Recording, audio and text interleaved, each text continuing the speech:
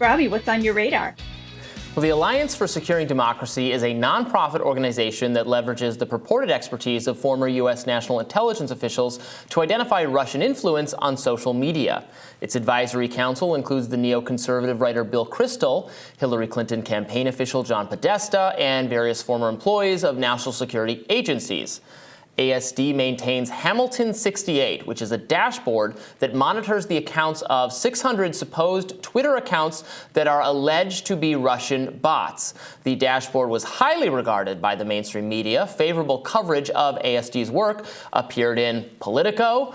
Headline, "The Russian bots are coming. This bipartisan duo is on it." The Russian-linked accounts are tweeting their support of embattled Fox News host Laura Ingraham. That was the Washington Post, and there were plenty of others. Mother Jones wrote that the Russian propagandists were pushing for Roy Moore to win the 2017 Alabama Senate race. CNN said Russian bots were using various hashtags to hurt the Dems in the midterms. How dare they? But according to new revelations uncovered by independent journalist Matt Taibbi as part of the Twitter files, the accounts on ASD's list weren't Russians, and they weren't bots. They were real people with real political opinions contributing to public dialogue just like anyone else. So that in and of itself is amazing and a massive indictment of the national security state. The supposed experts in disinformation and Russian influence, well, they peddled a completely false narrative and sold the mainstream media on their narrative with ease. In fact, for years, this was the mainstream media's favorite kind of story, complaining that Russian bots were having a distorting, illegitimate effect on every political story. But so much of this reporting was sourced to Hamilton 68 and the Alliance Securing Democracy, and their information, again, totally wrong. Moreover, Twitter content moderators knew the list was inaccurate. They knew it, but they were reluctant to criticize it due to fears of bad press. Indeed, according to Matt Taibbi, who published screenshots of several emails, they show Twitter's former trust and safety czar, Yoel Roth, discovering for himself that the list was wrong. He reverse engineered it, he said. And the dashboard, according to him, falsely accuses a bunch of legitimate right-leaning accounts of being Russian bots, wrote Yoel Roth. "I think we need to just call this out on the BS it is."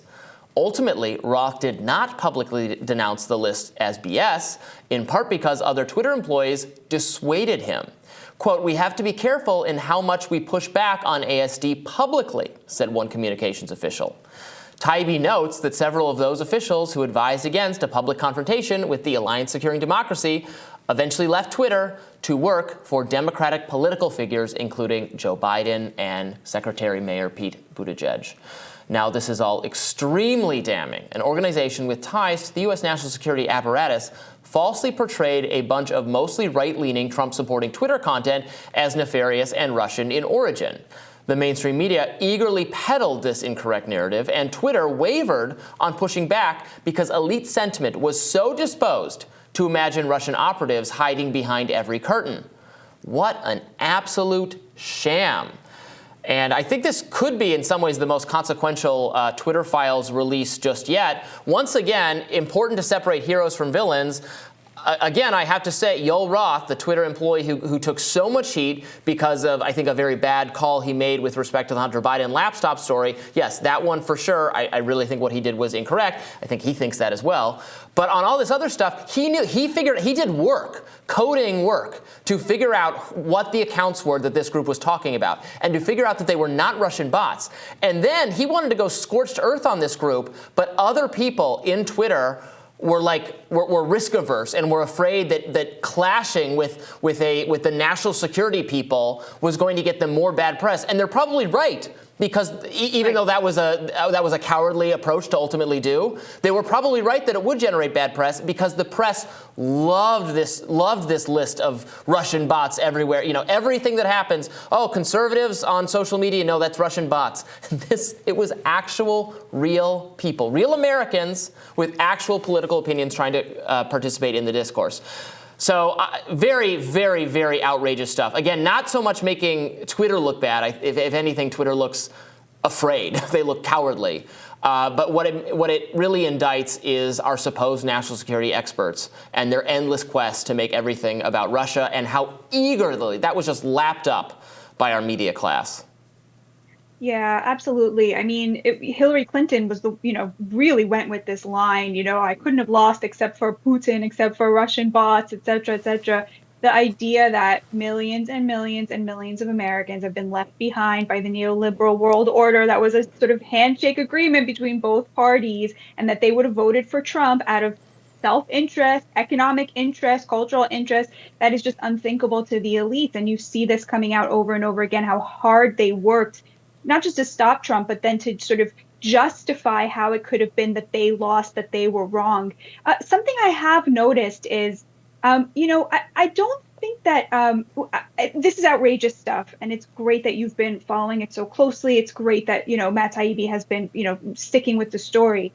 I'm not seeing a wellspring of interest in this among regular Americans. It does not seem to be making the impact among like everyday Americans that it is among us in the elites who think about this stuff and spend a lot of time on Twitter. And I wonder if what you make of that, and if it's sort of, I mean, to me, that seems sort of like further evidence that that Twitter really is a platform for elites. It's not really a place where normal people are invested, and that that's sort of coming out in the way that this story is failing to gain traction more broadly. What do you think, No, Robby? that's absolutely true. Twitter is a social media site for elite discourse. Its importance in public dialogue has to do with the fact that it is the preferred social media site by actual political figures, and by journalists and other kind of policy people like you and I.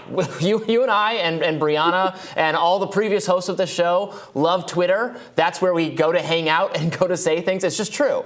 Facebook has far more users, not even close, and I think more users among normal people who are not whose professional lives, who don't make money from being involved in politics. They might be interested in politics, and they have every right to have input on our politics, but they're not paid. It's not their job. It's more a recreational or kind of sports-like paying attention to politics. I think they're more active on Facebook or other social media sites. You're right that there's a danger in pretending that social media or Twitter particularly are the whole world, and it's the most important issue, what the policies are on the site, and we can definitely go too far down that rabbit hole. I don't know how much this story frankly matters to people who are less toxically online. I guess you might be right that it doesn't matter very much. I would argue that this release ought to matter to more people, even people who don't spend very much time online, because no matter how you're consuming, if you're consuming news at all, the mainstream media, the elite progressive media, was buying research and promoting research suggesting that a vast proportion of the pro-Trump sentiment online, and the pro-Trump sentiment online makes its way into cable news and talk radio and other places you might consume news. They were saying that was illegitimate because those weren't real people, those were Russians trying to make you think something. And that whole idea has now been disproven 18 different ways.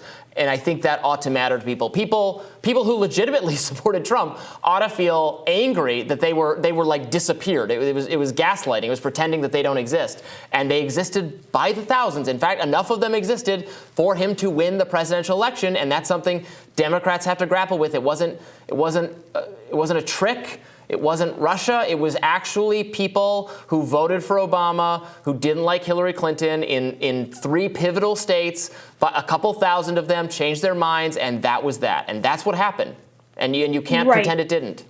Right. I do think that the real gist of the story here is about the kind of elite solidarity, class solidarity that unites social media companies, members of the deep state, the Democratic political class, and the liberal media, right? Now, I think for most Americans, the idea that those people are working in concert against their interests is just not a surprise. They know that. I will say there is a kind of hopeful side to this all, which is that they worked so hard to undermine Trump, and he still won legitimately the first time.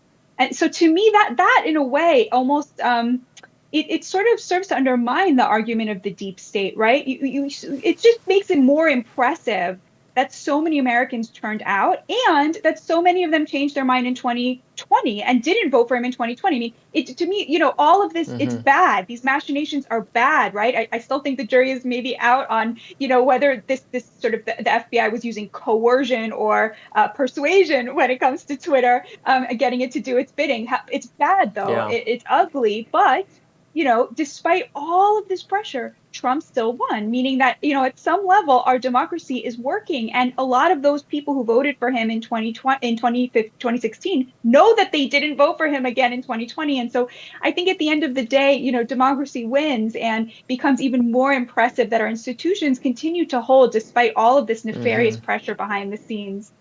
Well, and that's why I didn't buy into the things Trump said about the election in 2020. Yeah.